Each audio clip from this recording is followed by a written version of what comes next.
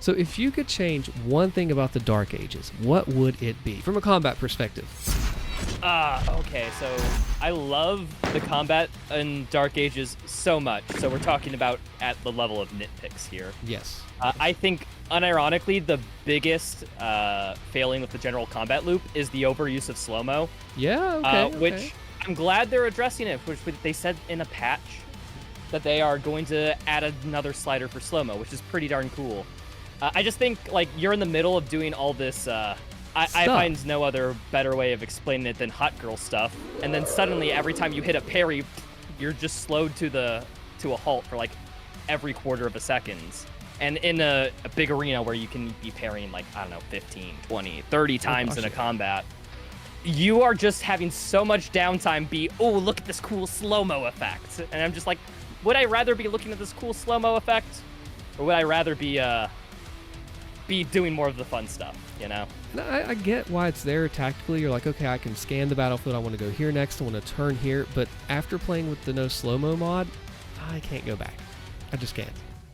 I haven't tested out the no slow-mo mod yet. I'm kind of waiting for the when it gets implemented in the game. It's night and day. Again, like I said, I know why it's there, but once you get to a certain point, the game shines without it.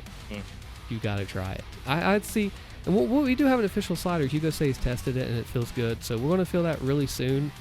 Oh, it's so nice. I expect that to be coming on the QuakeCon patch or somewhere around there.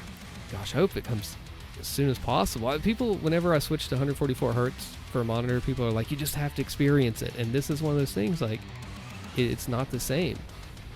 And I think, too, it does make it a little bit harder in ways. And you've already done some really crazy things with the game. Shield only, a max sliders, both nightmare. What's the hardest part about beating the game with only the shield and that people wouldn't realize?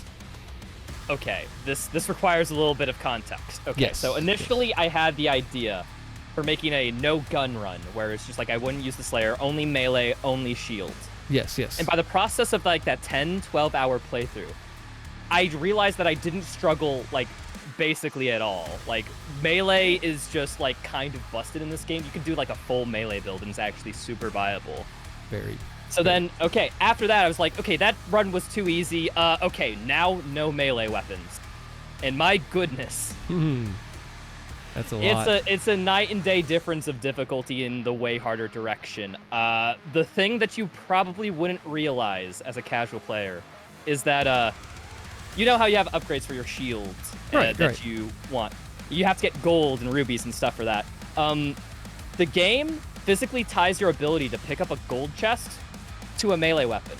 Oh, I did not consider that even. And because I skip every melee weapon in that run, I'm limited on my economy and what I can do with my shield. Like, and the chests are like, what, 50 gold? Yeah, no, most of the gold in the levels are from the chests too, so you only have the little free bits that you see picking around, which actually is not a lot. Oh, and on top of that, you're under-geared and you don't have the power on the shield. I watched you stream it on the Komodo champion fight and just how long that took to whittle him down. That took 30 minutes. 30? I saw. No, okay, the best thing about that is because there's a specific spot in the Komodo arena where its AI just can't get to you. It like breaks. It doesn't have any pathing there. So you go there, and your only means of damage when you're shield only is throwing the shield, which does I'm not even certain if it's a percent of damage to like that thing relatively. Eternal punch without blood punch, but a little stronger. Okay. It's about like that much, relatively speaking. So that just took 30 minutes of me spamming R, the shield throw button, at him until he just eventually keeled over. And I got tired of it. Spammed the button so many times that I feel like I got my first case of carpal tunnel after it. That's the thing too. Like these big bosses, Azaric, I'm sure he looked like a challenge in Creed. And how do you even beat the game with only a shield? How? Okay, so your parry, thank goodness, does a tiny bit of damage. Good point. And Azrak, the whole time, you would just have to rely on that little parry damage to like hit him. Same thing with Creed. Basically what you want to do is you want to parry his green attacks and then just shield throw for that little bit of damage. So all you're doing is parrying and shield throwing. Luckily, glory kill states, or glory kill stuns, whatever the term. Yeah, those. Yeah, you don't actually need a melee weapon to perform those. Oh, so okay. you can just interact, and using that to finish off enemies is actually super clean. It's just very efficient because like you're doing minuscule damage. Anywho, really, all you have is the parry, right? That's it. Yeah, parry and the shield throw. That's it. Okay.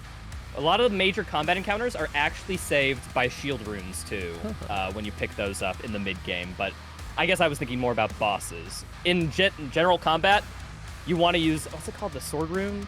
The shield knives? Holy Swarm. Holy Swarm, yeah. That is the most busted shield rune in the game, and that makes up all your damage in regular combat encounters.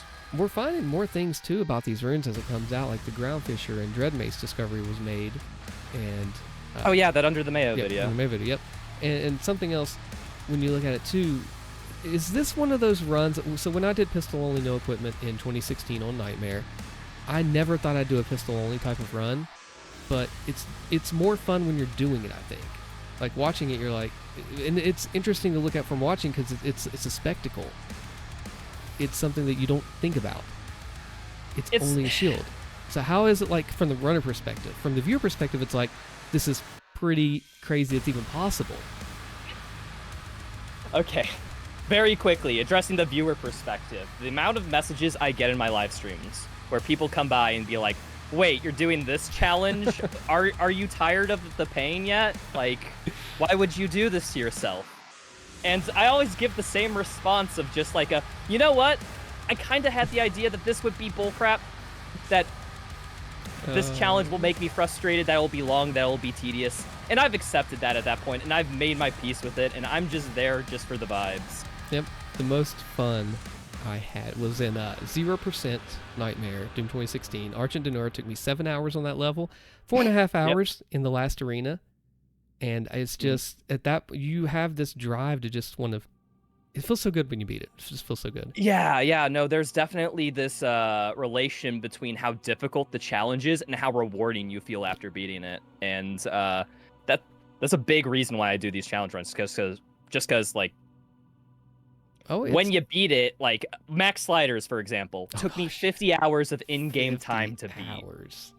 I watched a fair bit of it, and it's unfairly difficult, but I think that the mental side of it comes in. I don't know how many times I'd watch you play and say, are you going to use the BFC? I even asked it once. Are you going to use the BFC? You have your BFC. You should use it here. Why aren't you firing a streamer? So you run into that. Stop it. You're bringing up a traumatic time in my streaming career. The worst thing was, I understand, I was doing 0% on that last arena, the 4.5 hour arena, and someone was backseat gaming me, telling me to use this and use that, but they didn't own the game, is the thing, see? Yeah, so it's not fair to do that to someone. It's like, I'm difficultly making this challenging, and you're giving me tips that go against the fundamental, like, what's it called? The fundamental, like, ethos point of the stream is to make it so that I'm horribly underpowered, and I'm trying to get through it. It's like, I realize I could use the BFC at any times, folks. I'm not using it because I think it's fun not to, and it's a little bit more difficult. And what? You get to watch me fail a few more times. I think that's hilarious. Like, I could have gone and got these upgrades, but that's the point of 0%, is to make it difficult. You will spend hours on an arena, but you figure out how to do it. You know it's within your skill set. You know it's like, okay, like I can do this with enough time on the right run. It just takes a long time to get to that right run, but you get there eventually. Yeah, eventually you learn like a little bit more about the encounter, how it's structured, what happens when you do X, Y, or Z, and how it responds, and like, how to put it, challenge runs are actually a great way to learn the game, which I found out with Dark Ages. Oh yeah, you do learn. Like, a lot of times people will say, like, how do I get better at movement? I say just like go to a boss fight and just dodge the attacks. Learn their patterns, learn their movements, how you react to it. Yeah. Goes a long way. Movement in Dark Ages is a little bit strange coming off the back of Eternal, but that's just because it's Doom Eternal. It is a little different. I mean, having done that, okay, Max Sliders took longer. So for anyone that's watching, that's when you crank up all the difficulty to be the hardest things. You crank all the helpful sliders down to the minimum. So like that took longer than the shield only, but what was harder, like mentally taxing?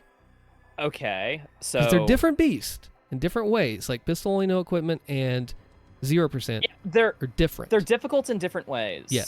I'll put it this way. So, do you know Guitar Hero? Yeah. No. Okay, so I describe max sliders as beating a very hard song on expert difficulty, like your first completion for the first time. Like you only get like 60% of the notes. It was a big challenge. You effed up a bunch of times, but you were able to power through and get through it despite bloody and bruised. You got to that song complete screen. Yeah, like that. Shield only is like playing an easy song on medium difficulty, and if you miss one note, you fail. Oh, yeah, there are different types of pressure and focus on it. Okay, that makes sense. Shield only requires like an endurance test and perfectionism over the course of like a long period of time, while max sliders, it's like there's like spikes of difficulty that go and sneak up on you that you might get bloody and bruised out of, but you can get through it. Yeah, and it takes time. I personally enjoy the max sliders type of difficulty because if I fail an encounter, it's just like, well, okay, I can instantly go back in, and because of Dark Age's combat system, if I do that encounter optimally, it's done in like a minute. Yeah. Oh yeah. Even on max damage. sliders, like it just takes 60 tries when you're at the first Cosmic Baron of the city, and saw that. That's the skill check encounter of, do you know the Baron's attack patterns? Yes. Oh man, it's funny too to see how different players have approached these challenge runs. Coming from someone who did challenge runs in 2016, is that American Eagle has done all the bosses segmented, no damage with max sliders. He said it took like 2 or 3 hours for each, which is crazy. But yeah, I'm going to tell you the craziest thing I've ever seen. Okay, have you personally tried pistol only no equipment in Doom 2016? Yes, okay. I have. I actually have a video on that. Plug. Oh, okay. Yeah, good. Well, a friend of mine, he had never played. I know this is not going to be a believable story, but I swear it. He'd never played Doom 2016. This was years ago. He always did the classics, modded them. He buys 2016. His first run is Nightmare pistol only no equipment. He gets to the guards, and I guess he just got bored and quit. He never finished. First run of the game ever. And I warned him, like, you want to get to the Helix Stone room in Laz Labs, the Pi room, you're going to struggle. No, he didn't. I've never seen that happen. Someone pick up a game like that on a challenge run and just, I don't know how he did it to this day. You know what? It's the classic Doom mindset of just the bullet hell aspect. I guess that just trained up enough in him. This is like, oh yeah, no, that room took me like a couple tries, but it wasn't like anything out of the ordinary. I remember that room in pistol only being terrifyingly difficult. The hardest was the train room in the Vega station. I think I got that second try, strangely enough. Wow. But I had to do the most like wimp of strategies of just like, oh wow. Just compare it to Call of Duty Zombies, of where you just run in a circle, kiting demons around, drawing aggro.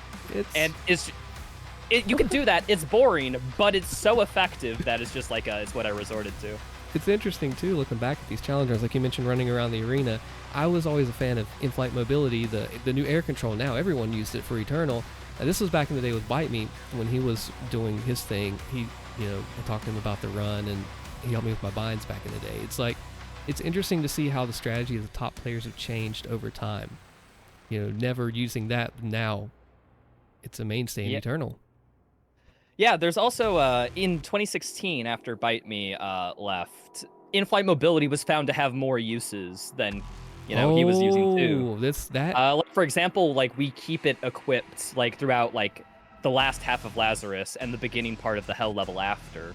Because, like, there's tight hallways where it just makes bunny hopping just a little bit better, and it saves technically a menu, so...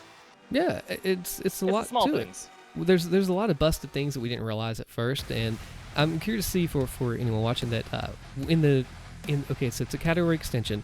New game plus, no major glitches. In-flight mobility is a mainstay of that because you can actually go up ramps outside of the Argent Tower. You can climb up ramps that you cannot climb without it for skips to go, clip through walls and stuff. It's just neat to see how things have changed and how we don't understand at first which is hardest. Speaking of hardest, what's the hardest game to you to do challenge runs or any type of high-level play? 2016 Eternal Dark Ages. Okay. There's going to be there's gonna be a big asterisk on this answer. Yes. Okay. Yes. I'd say it's Dark Ages, but Oh. under the thing is that if you adjust the sliders. Yes. Okay. There you go. Unironically, I think the hardest challenge run I have done for any of these games was Dark Ages max sliders. That's so difficult. I Like- remember we talked about that for a while, and Yeah. man, how many people have even beaten that? I know All Uppercase did it 100% on Nightmare. I know you beat it on Nightmare. 3 people, by my knowledge, have. So I know a lot of people who have attempted it, who've given up after a level or two. There are people who say they do it, but as always, like, are you gonna believe just the person claiming in a 50-person chat room being like, "Oh yeah, I beat max sliders. Yeah, I did it one-handed too." Like, Or it could be max sliders, but the enemy damage is 100%. It really Yeah, just depends. That was done as well. Which slider is the worst one, do you think? You told me that days would be a challenge, and Yeah. I didn't think it would be till I tried it, and I'm like, okay. yeah, Right there, sorry. day's duration set to 50% is a sleeper like difficulty spike because you only have a split instant when they enter the glory kill or glory strike state to get on top of them in order to do the animation. And if you're just slightly behind, won't get it. But it's So only it forces you to 25%. know everybody's breakpoints somewhat in order for the quick kill. And at 150% game speed, too. You have to be ready for that. Yeah, 150% game speed I think is just the best way to play the game. You can quote me on that. I am very curious. I'm legitimately curious to see what you think about the no slow-mo with 150% game speed when you try it. Cosmic Barons are just unfairly fast. I figured that's the fun part, is that is a little unfair. It is. I guess that goes back into the challenge aspect of, like, I kind of sign into these runs knowing that there'll be a little bit bullcrap, but, like, that's the fun for it for me, for finding the bullcrap and somehow still succeeding. Oh, yeah. Yeah, I mean, I understand that, too, from, doing 2016 that way. But, we look at combat, and there's so much more depth than people give it credit for.